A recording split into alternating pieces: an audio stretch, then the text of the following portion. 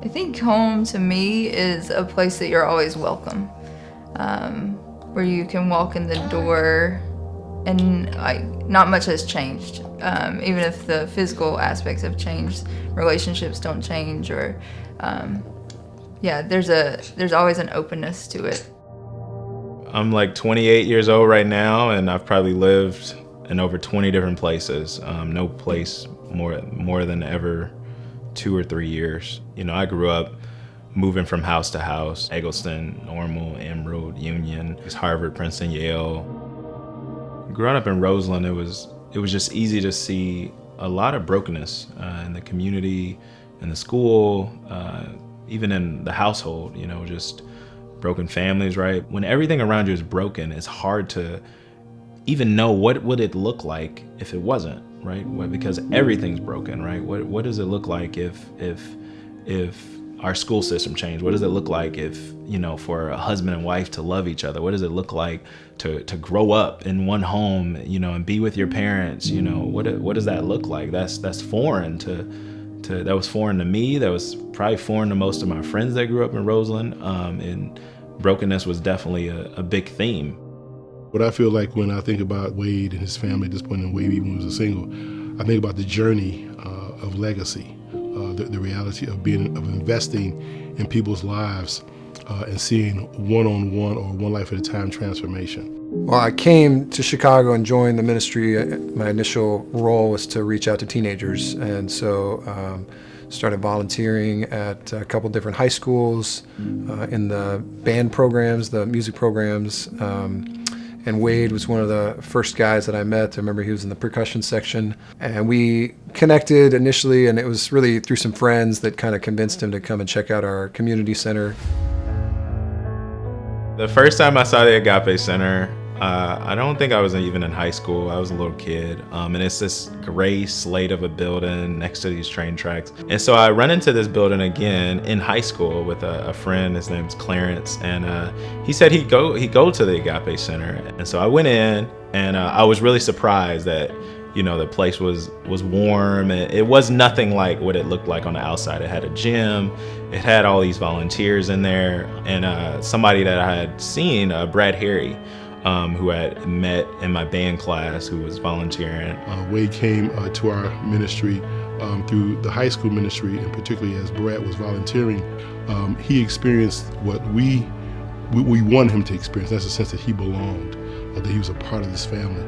It was like the only place where I wasn't experiencing that conditional love that I spoke of before. It was unconditional love. It was you know, leaders there that were willing to invest with me, to spend time with me and my friends and hear about my life. They just wanted to know me, and I just felt like that was so powerful at that time where I'm wrestling, you know, with this question of identity. And that was my heart for Wade from the beginning, you know, was to see him figure out who he was in Jesus, figure out his identity, that God loves him like crazy. At one point, Wade obviously made a decision to begin to follow Christ, to begin to experience what we call a real koinonia, a real fellowship. He just really became rooted in understanding that he's a son of God, he's loved like crazy, and that became a strength for him. He was able to engage really maturely in other parts of his life because of his spiritual foundation. I actually prayed. I said, God, I just put somebody in my life to show me what the Christian walk looked like. I feel like I don't want to judge you for what I've experienced. And like the next day, Brad Harry like invited me to this other Bible study he had. It was there. He shared the gospel there that night. And I went home and made the decision like that I wanted to follow Christ. Wade has, I think for me, it's just his maturity level has just gone through the roof. When he was 20 years old or so, he was still trying to figure out college, trying to get a job. And now he has a dad, he's a husband.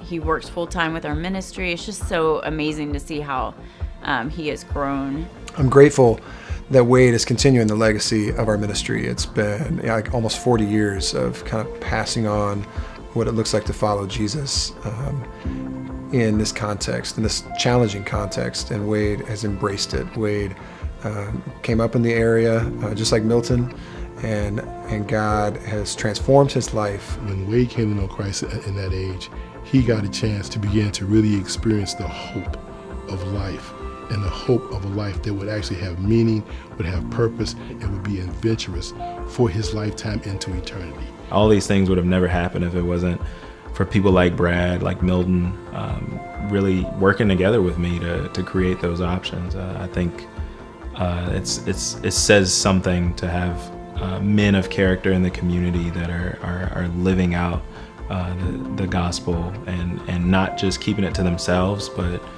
sharing that with the next generation. And so I'm so grateful. There's kids under me that are looking at me, and so what legacy am I going to leave? You know, as a leader, as a kid, you know, as a young man that's grown into adulthood. You know, what legacy am I shaping at the kids that are watching me?